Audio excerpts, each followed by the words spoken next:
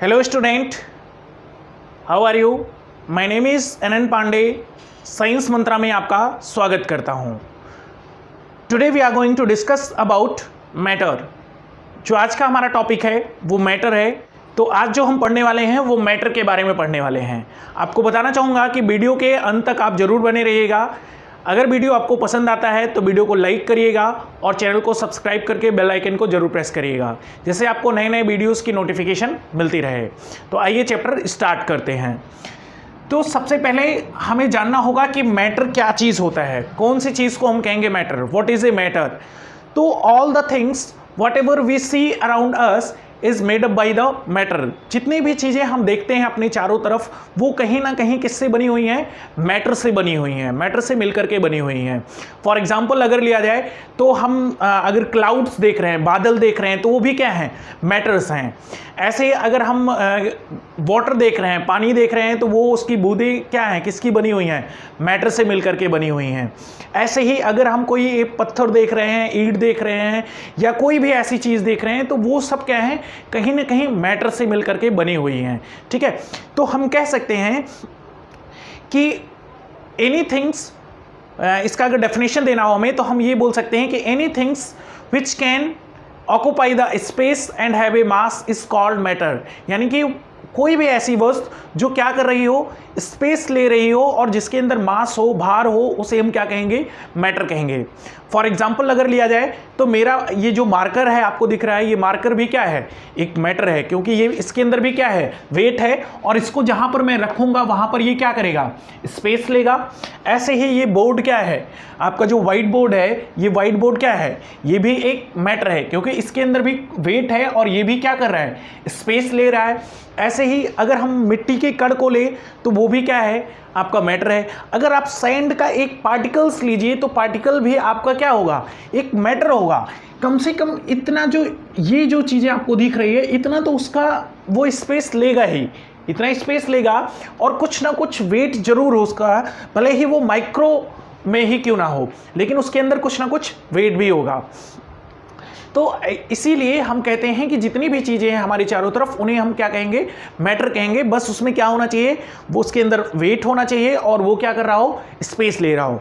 तो कुछ एक क्वेश्चन आपके दिमाग में ये भी आ रहा होगा कि क्या सर कुछ ऐसा भी है जो मैटर नहीं है? जी बिल्कुल। जैसे कि लाइट हो गया, लाइट में आपका वेट नहीं होता, लाइट कोई स्पेस नहीं लेता है। ठीक है, हमारी जो शैडो होती है, परछाई जो हमारी होती है, उसके अंदर भी क्या होता है? ना तो वेट होता है, ना ही वो स्पेस लेता है। ठीक है, तो ये मैटर नहीं है। ठीक है, आई थिंक आपको समझ में आ गया होगा मैटर और नॉन मैटर में डिफरेंस। तो मैं बताना चाहूँगा कि मैटर को जो हमारे अर्लियर फिलासफर थे, इंडियन फिलासफर, उन्होंने इसको 5 थिंग्स में डिवाइड किया था, 5 एलिमेंट में डिफ्रेंशिएट किया था। जैसे कि air, fire, water, sky and earth, जिसे हम पंच तत्व बोलते हैं। पुराने लोग पंच तत्व बोलते थे, तो वो पंच तत्व क्या है? यही हैं, air, fire, water, sky and earth. ये 5 चीज़ों से मिलकर के कोई भी मैटर अगर बनता है तो इन्हीं 5 चीज़ों से मिलकर के बनता है। और जो मैटर होते हैं आपको पता है उनके शेप, साइज और टेक्सचर अलग अलग हो सकते हैं। ठीक है, तो ये 5 चीज़ें हैं। लेकिन जो मॉडर्न साइंटिस्ट हैं, जो आज के साइंटिस्ट हैं, उन्होंने मैटर को 2 पार्ट्स में डिवाइड किया है, या 2 भागों में क्लासिफाइड किया है, on the basis of physical property and on the basis of chemical property. कितने भागों में डिवाइड किया है? 2 भागों में डिवाइड किया है। कौन कौन सी 2 पार्ट्स हैं? मैटर के फिजिकल प्रॉपर्टी के आधार पर उसे डिवाइड किया है और उसके केमिकल प्रॉपर्टीज के आधार पर उसे क्या किया है? डिवाइड किया है। ये फिजिकल प्रॉपर्टी को पढ़ेंगे, केमिकल प्रॉपर्टी को हम फर्दर जो हमारा चैप्टर है, चैप्टर नंबर 2, उसके अंदर पढ़ेंगे। ठीक है, तो अभी हम क्या पढ़ने वाले हैं? केवल फिजिकल प्रॉपर्टी ऑफ मैटर के बारे में पढ़ेंगे। तो आइए देखते हैं क्या है फिजिकल प्रॉपर्टी।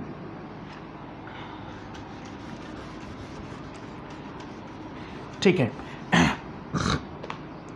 तो फिजिकल प्रॉपर्टी फिर फर्दर क्या होता है? डिवाइडेड हो जाता है। फिजिकल प्रॉपर्टी मीन्स क्या हुआ? एक चीज़ और यहाँ हम समझ लें। फिजिकल मतलब हुआ कि हम उसके बाहर के रूप रेखा या उसके बाहर के टेक्सचर को, शेप को, साइज को देख करके जो डिवाइड करते हैं, जिस तरीके से समझते हैं ये मैटर है कि नहीं, उसी को हम फिजिकल प्रॉपर्टीज़ में रखे हैं। और केमिकल प्रॉपर्टीज़ मतलब उसके अंदरूनी हिस्से के बारे में जब हम देखते हैं तब वो केमिकल प्रॉपर्टीज़ के बारे में आता है। ठीक है, तो अभी हम जो पढ़ने वाले हैं वो फिजिकल प्रॉपर्टीज़ पढ़ने वाले हैं। तो फिजिकल प्रॉपर्टीज़ के बेसिस पर मैटर 3 स्टेट में डिवाइड डिवाइड किया गया है। इसकी 3 अवस्थाएं होती हैं मैटर की, 3 स्टेट होती हैं। फर्स्ट आपका सॉलिड, सेकेंड वन आपका लिक्विड होता है एंड थर्ड वन आपका गैस। ये 3 स्टेट हैं जो फिजिकल प्रॉपर्टी के बेसिस पर फर्दर क्लासिफाइड किए गए हैं। अब अगर सॉलिड की बात किया जाए तो ये मैं एक आपको डायग्राम बना करके समझाने की कोशिश किया हूँ। जो स्पेस है वो क्या है, बहुत ही जीरो है, यानी कि इंटरमॉलिक्यूलर बोला जाता है। इंटर मीन्स क्या हुआ, 2, जैसे बोलते हैं ना इंटरनेशनल गेम। इंटरनेशनल मतलब कि 2 नेशंस के बीच में जो गेम हो रहा है उसे इंटरनेशनल बोलते हैं, ठीक है। तो इसी तरीके से इंटरमॉलिक्यूलर यानी कि 2 मॉलिक्यूल्स के बीच में, इंटर मतलब बीच में और मॉलिक्यूलर मतलब मॉलिक्यूल्स, ठीक है। तो इंटरमॉलिक्यूलर जो स्पेस होता है, इंटरमॉलिक्यूलर मैंने यहाँ शॉर्ट फॉर्म में लिख दिया हूँ या नीचे लिख दे रहा हूँ, यहाँ लिख दे रहा हूँ इसकी प्रॉपर्टी, ठीक है। इसका जो इंटरमॉलिक्यूलर स्पेस होगा, इंटरमॉलिक्यूलर स्पेस जो होगा वो क्या होगा, लो होगा। इंटरमॉलिक्यूलर स्पेस क्या होगा, लो होगा, काफ़ी लो इंटरमॉलिक्यूलर स्पेस होगा। ऐसे ही इसकी जो अगर बात किया जाए कि इनके बीच में फोर्स भी लगेगा, फोर्स ऑफ अट्रैक्शन जिसे बोलते हैं, ठीक है। 2 मॉलिक्यूल्स के बीच में लगने वाला जो अट्रैक्शन फोर्स है वो भी लगेगा। तो वो अट्रैक्शन फोर्स भी क्या होगा, बहुत ही ज़्यादा होगा। क्यों ज़्यादा होगा, क्योंकि इनके दोनों मॉलिक्यूल्स जो हैं एक दूसरे से क्या है, बहुत ही क्लोज हैं। इसीलिए इंटरमॉलिक्यूलर फोर्स जो होगा वो क्या होगा, inter molecular force is high, very high, बहुत ही ज़्यादा होगा। इंटरमॉलिक्यूलर फोर्स जो होगा वो क्या होगा, बहुत ही ज़्यादा होगा। अच्छा, अब इसका शेप कैसा होगा, तो इसका जो शेप होगा वो क्या होगा, डेफिनिट होगा। शेप साइज क्या होंगे इसके, डेफिनिट होंगे। शेप एंड साइज क्या होंगे, डेफिनिट होंगे। यहाँ पे लिख दे रहा हूँ, हाँ आप इसको नोट कर लीजिए, फिर मैं इसको इरेज करके लिख देता हूँ। आप चाहिए तो ये पॉइंट्स नोट कर लीजिए वीडियो को पॉज करके, ठीक है। नेक्स्ट मैं यहाँ पर थर्ड पॉइंट लिख दे रहा हूँ कि इसके शेप और साइज क्या होंगे।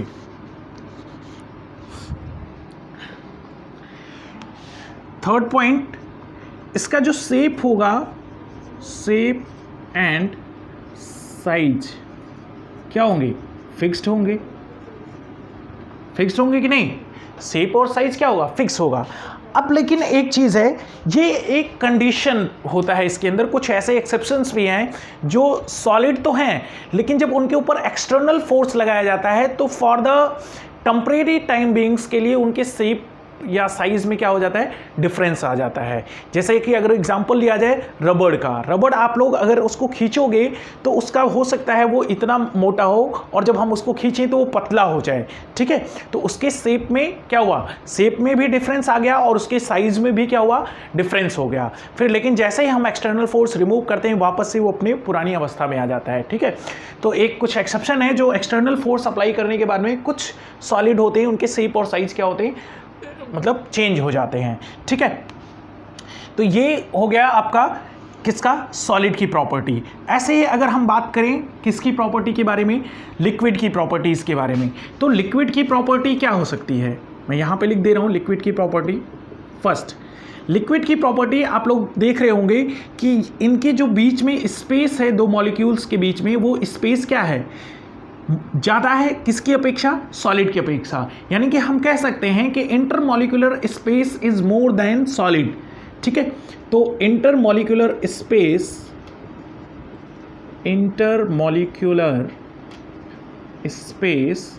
Is more than solid, solid की अपेक्षा इसमें इंटरमॉलिक्यूलर स्पेस क्या है, ज़्यादा है। और ये क्या कर सकता है, ये फ्लो कर सकता है। तो हम बोल सकते हैं इट कैन फ्लो, ये बह सकता है ना, फ्लो कर सकता है, लिक्विड है तो फ्लो कर सकता है, ठीक है। लेकिन सॉलिड फ्लो तो नहीं कर सकता, तो इट कैन फ्लो। और उसके बाद में जो आपका थर्ड प्रॉपर्टी है, थर्ड प्रॉपर्टी ये है कि क्या इसका जो वॉल्यूम है या शेप है वो क्या फिक्स है, तो शेप इसका फिक्स नहीं होता है, इंडेफिनिट शेप बोल सकते हैं हम, इंडेफिनिट शेप। लेकिन जो इसका वॉल्यूम है वो क्या है, फिक्स्ड है। Indefinite shape but volume is fixed, लेकिन इसका जो वॉल्यूम होगा वो क्या होगा, फिक्स्ड होगा। जैसे कि फॉर एग्जांपल बात किया जाए कि मैं 1 लीटर पानी लेकर के आया, ठीक है, 1 लीटर पानी लेकर के आया और जिस बॉटल में लेकर के आया वो बॉटल कुछ टेढ़ी मेढ़ी थी, सपोज दैट इस टाइप से थी वो बॉटल,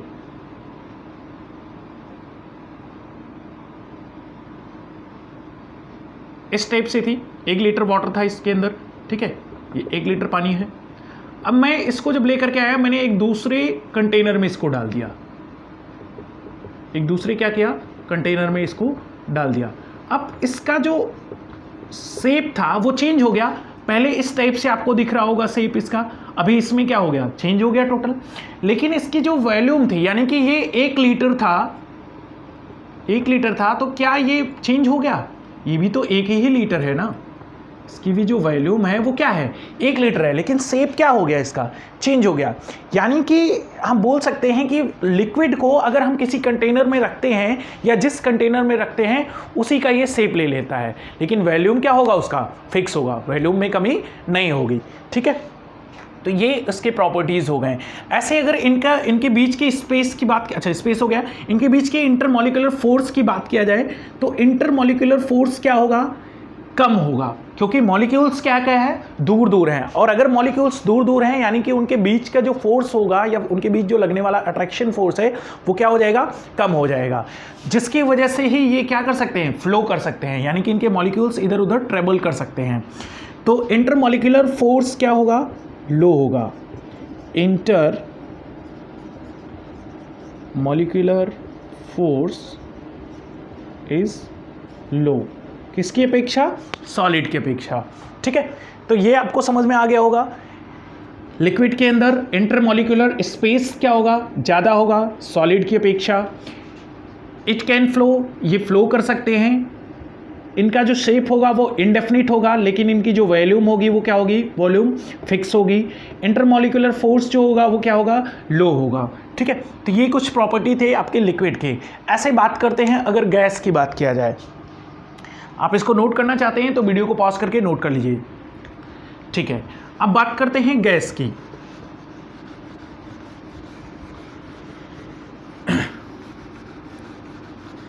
जो गैस होता है हमारा, गैस देखते हैं किस तरीके से काम करता है।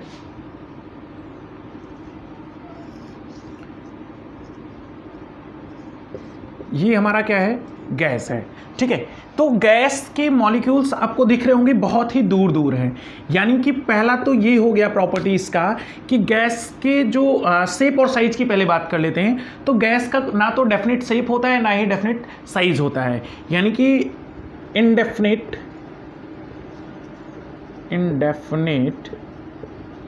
शेप एंड साइज, ठीक है। इसका जो वॉल्यूम होता है वो भी क्या होता है, इंडेफिनिट होता है। ऐसे ही अगर बात किया जाए इसके अंदर, गैस के अंदर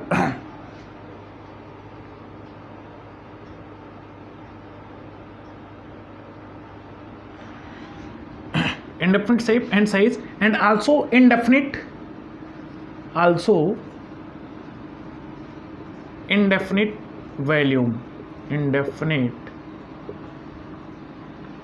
volume, ठीक है। इनका वॉल्यूम भी क्या होगा, वो इंडेफिनिट होगा। ऐसे ही अगर इनके बीच का स्पेस बात किया जाए तो इंटरमॉलिक्यूलर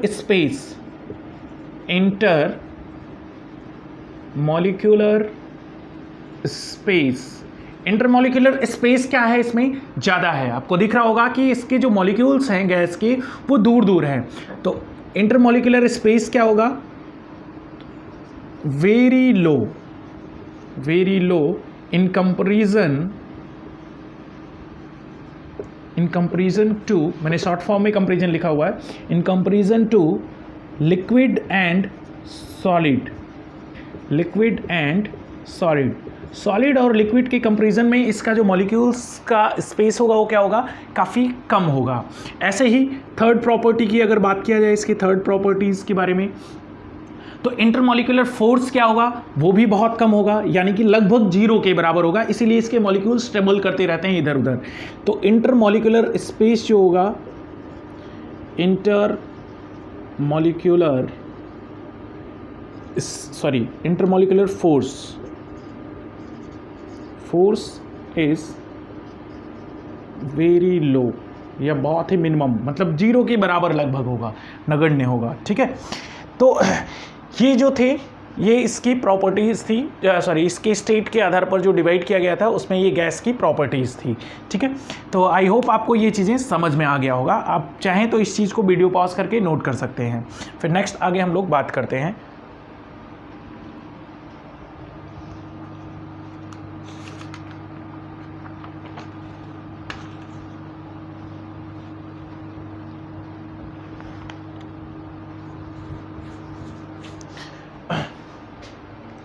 ठीक है, आई होप आपने इसको नोट कर लिया होगा। अब नेक्स्ट हम लोग बात करते हैं हीट का, यानी कि क्या इफेक्ट होता है टेम्परेचर का इन मैटर्स के ऊपर, क्या इफेक्ट होता है। तो आइए हीट के बारे में पढ़ते हैं। Effect of temperature.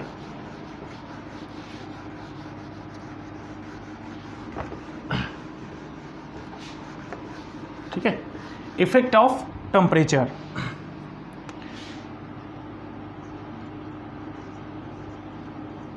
Effect of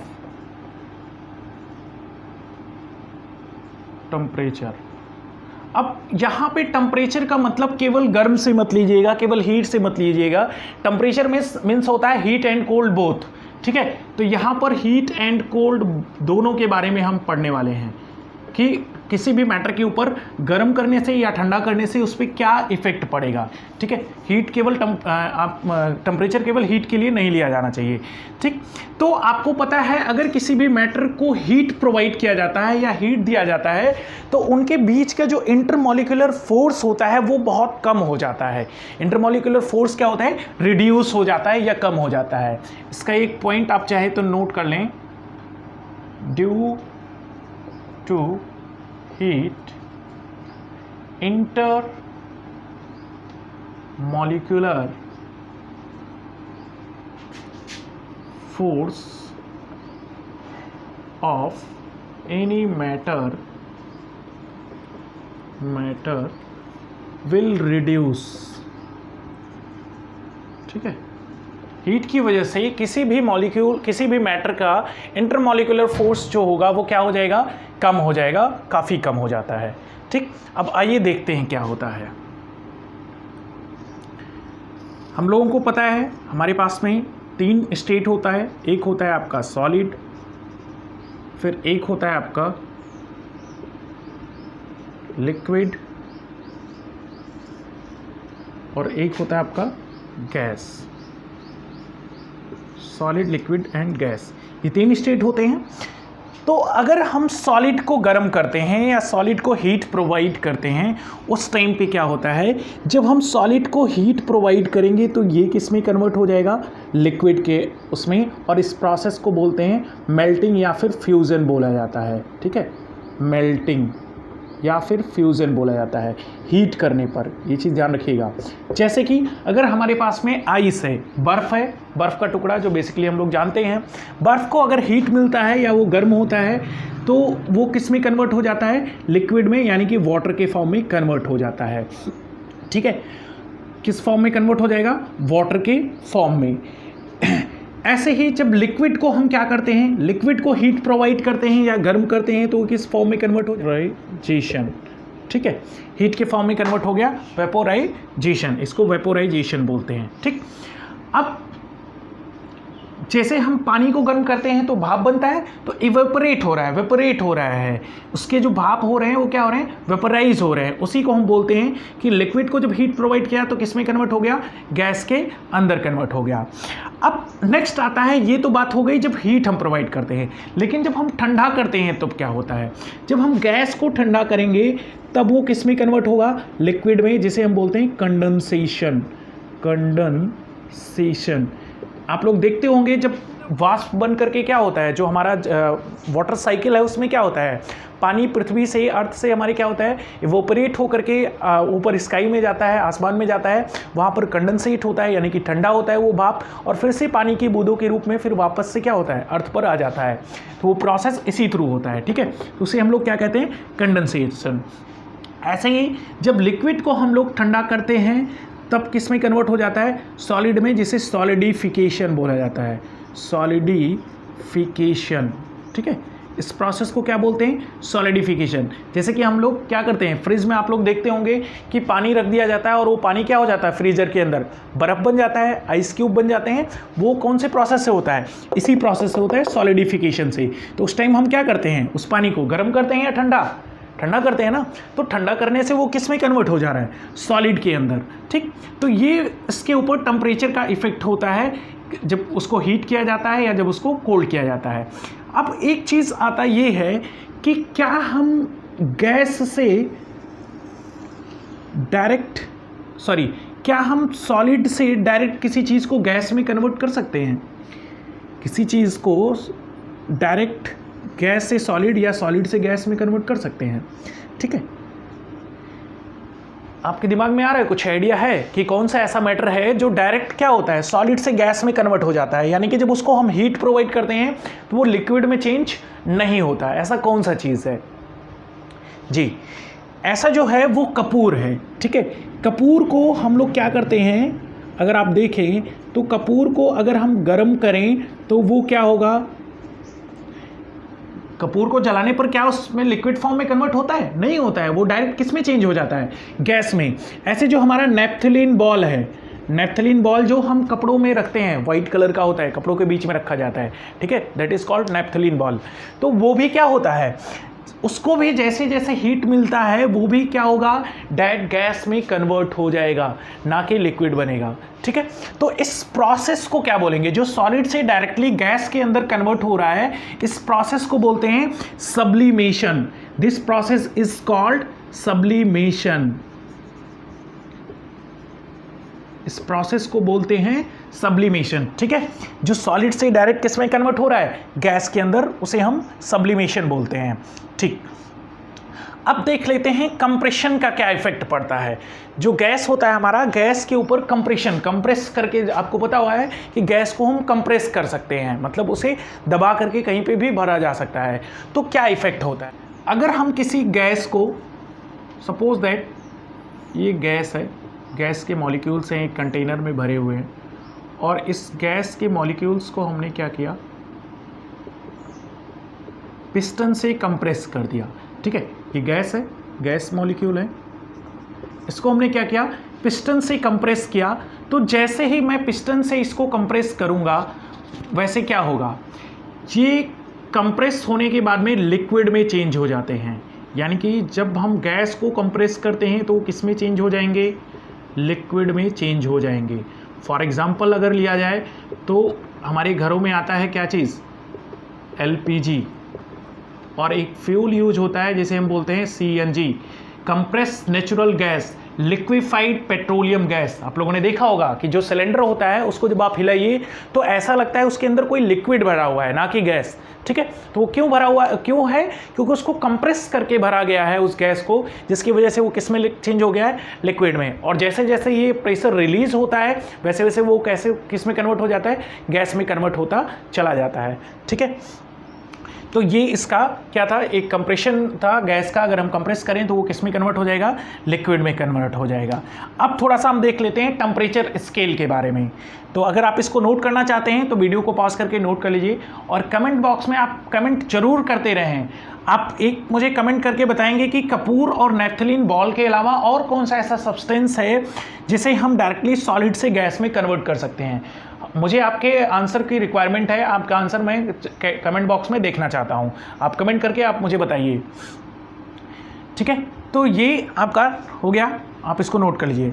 ठीक, नेक्स्ट हम देखते हैं कि टेम्परेचर, जो वेरियस टेम्परेचर होते हैं वो कैसे चेंज होते हैं। ठीक, टेम्परेचर स्केल के बारे में हम पढ़ते हैं। इसको मैं इरेज कर दे रहा हूं।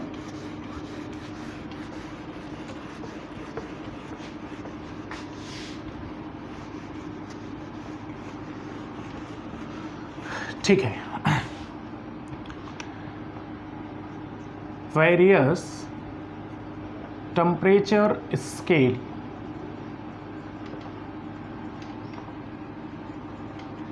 Various temperature scale. ठीक है, टेम्परेचर स्केल के बारे में देखते हैं। तो आपको पता है जो मॉडर्न डे है उसमें टेम्परेचर स्केल को 3 उसे मेजर किया जाता है। एक आपका होता है केल्विन, के से डिनोट करते हैं। एक आपका होता है डिग्री सेंटीग्रेड और एक आपका होता है फ़ारेनहाइट। ये चीज़ ध्यान रखिएगा, केल्विन के पीछे डिग्री नहीं लगा हुआ है, यानी कि हम कह सकते हैं ये दोनों भाई साहब लोग क्या हैं, पढ़े लिखे हैं और ये पढ़ा लिखा नहीं है। ठीक है, एक जनरल वे में अगर हमें समझना हो तो अगर केल्विन है कोई चीज़, कैसे उसको हम करेंगे, तो अगर किसी चीज़ को हमें केल्विन में पता करना है, यानी कि डिग्री सेंटीग्रेड है और केल्विन में पता करना है। सपोज दैट मान लिया जाए, अगर इसका एक बार फार्मूला देख लेते हैं, क्या फार्मूला होता है इसका। फार्मूला होता है 0 डिग्री सेंटीग्रेड प्लस 273, ये स्टैंडर्ड बोला गया है 273 अब केल्विन। ठीक है, ये 273.15 होता है, बट ये राउंड ऑफ करके लिया गया है। ठीक है, तो ये क्या होगा कि 273 जो हमारा होगा ये कैसे होगा, अगर यहाँ पे 0 डिग्री है, 0 डिग्री मान लीजिए टेम्परेचर कहीं पे है 0 डिग्री सेंटीग्रेड और बोला गया है आपसे कि इसको केल्विन में फाइंड आउट करिए, तो अगर 0 होगा तो 0 में 273 ऐड करने पर कितना आ जाएगा, 273 केल्विन ही आएगा, सेम आएगा। लेकिन अगर ये 10 डिग्री सेंटीग्रेड होगा तो 10 डिग्री सेंटीग्रेड को ऐड करेंगे तो कितना आ जाएगा, 283 केल्विन। ठीक है, ऐसे ही अगर ये 30 डिग्री होगा तो कितना आ जाएगा, 303 केल्विन, यही आएगा 303 केल्विन। ठीक है, तो इस तरीके से इसको हम कन्वर्ट कर सकते हैं। अब सपोज दैट कोई चीज़ अगर केल्विन में दिया गया है, कोई चीज़ ऐसा है जो केल्विन में दिया गया है और उसको हमें डिग्री सेंटीग्रेड में चेंज करना है, तो कैसे करेंगे, कुछ नहीं करना है, जस्ट इसको अपोजिट कर देना है। जैसे मान लीजिए यहीं पे दिया गया है 10 केल्विन दिया गया है, इसको डिग्री सेंटीग्रेड में करना है, तो फॉर्मूला यही रखिए, बस ये माइनस में हो जाएगा आपका।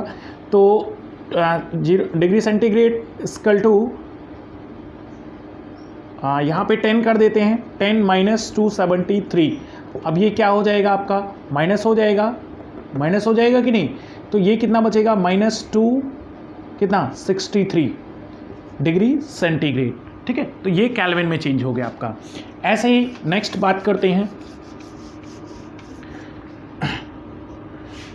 अगर हमें फ़ारेनहाइट में देखना हो,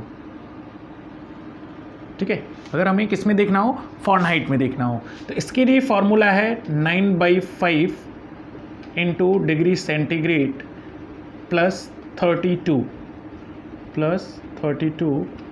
फ़ारेनहाइट। ठीक है, अब कोई चीज़ अगर हमें फ़ारेनहाइट में फाइंड आउट करना है, डिग्री सेंटीग्रेड में दिया गया है, तो क्या करेंगे, 9/5 इंटू, सपोज दैट ये दिया गया है 40 डिग्री, नॉर्मल टेम्परेचर ह्यूमन का कितना होता है, 37 होता है, उसको फीवर हुआ 40 डिग्री सेंटीग्रेड, उसको फीवर हुआ, तो 40, ये क्या होगा, 72 प्लस 32 इक्वल टू कितना, यही होगा। अब इनको जब आप ऐड करेंगे तो कितना हो जाएगा, ये 104 फ़ारेनहाइट, यानी कि 104 फ़ारेनहाइट, जो केमिकल उसमें बोल सकते हैं हम, क्लिनिकली जो इसको टेम्परेचर को मेजर किया जाता है वो फ़ारेनहाइट में मेजर किया जाता है, जो आप लोग देखते होंगे डॉक्टर वगैरह मेजर करते हैं, तो डिग्री सेंटीग्रेड में नहीं मेजर करते हैं, वो किस में मेजर करते हैं, वो फ़ारेनहाइट में मेजर करते हैं। ठीक है, ऐसे ही इसका भी अपोजिट हो जाएगा, अगर फ़ारेनहाइट में दिया है तो इसको डिग्री सेंटीग्रेड में हम कन्वर्ट कर सकते हैं। तो आई होप आपको वीडियो पसंद आया होगा। एक बार मैं आपको फिर से बताना चाहूँगा कि अगर वीडियो आपको पसंद आया है तो लाइक करिए, सब्सक्राइब करिए और शेयर ज़रूर करिए। आज का जो हमारा टॉपिक था वो यहीं फिनिश होता है। नेक्स्ट जो इसका पार्ट है वो मैं आगे नेक्स्ट वीडियो में लेकर के आपके सामने फिर से प्रस्तुत होऊंगा। तब तक के लिए धन्यवाद।